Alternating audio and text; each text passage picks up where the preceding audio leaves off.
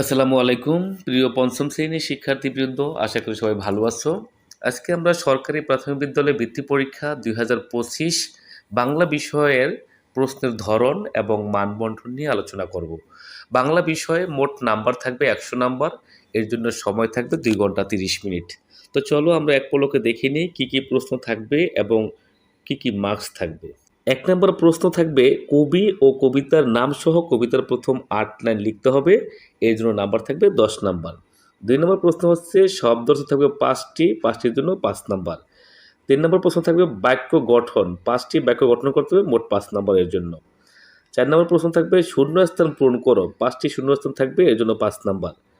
৫ নম্বর প্রশ্ন থাকবে বহুনির্বাচনী প্রশ্ন, এর জন্য ৫টি থাকবে বহুনির্বাচনী প্রশ্ন, এর জন্য ৫ নাম্বার। ৬ নম্বর হচ্ছে বিপরীতার্থক শব্দ অথবা সমার্থক শব্দ, ৫টি থাকবে, ৫টির জন্য ৫ নাম্বার। ৭ নম্বর প্রশ্ন হচ্ছে সংক্ষিপ্ত প্রশ্ন উত্তর দিতে হবে ৪টি, প্রত্যেকটা সঠিক প্রশ্নের উত্তরের জন্য ২ নাম্বার করে, মোট ৮ নাম্বার। ৪টি প্রশ্নের জন্য ৮ নাম্বার থাকবে।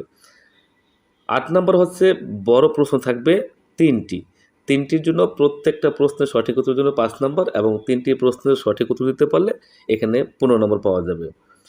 ৯ নম্বরে থাকবে হচ্ছে কবিতা বা গদ্য অথবা গল্প এর মূল ভাব লিখতে হবে একটি, এর জন্য ৫ নাম্বার।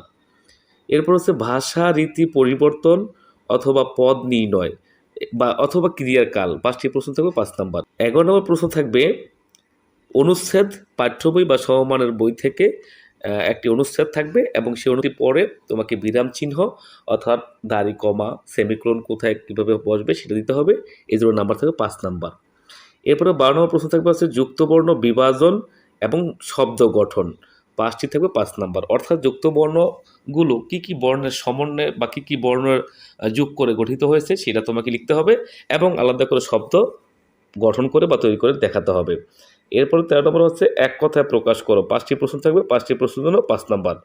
এরপর হচ্ছে ১৪ নম্বর থাকবে ফরম পূরণ বা আবেদনপত্র, এক্ষেত্রে ৫ নাম্বার থাকবে। ১৫ নম্বর হচ্ছে যে রচনা লিখন, একটি রচনা লিখতে হবে, ১২ নম্বরের জন্য। মোট ১০০ নম্বরের উত্তর তোমাদেরকে দিতে হবে। তো সকলের জন্য শুভকামনা রইল। এর পরবর্তীতে আমরা পর্যায়ক্রমে ইংরেজি, গণিত, বাংলাদেশ ও বিশ্ব পরিচয় এবং সাধারণ বিজ্ঞান বিষয়গুলোর মানবন্টন এবং প্রশ্নের ধরন নিয়ে আলোচনা করব। সকলের জন্য শুভকামনা রইল। আল্লাহ হাফেজ।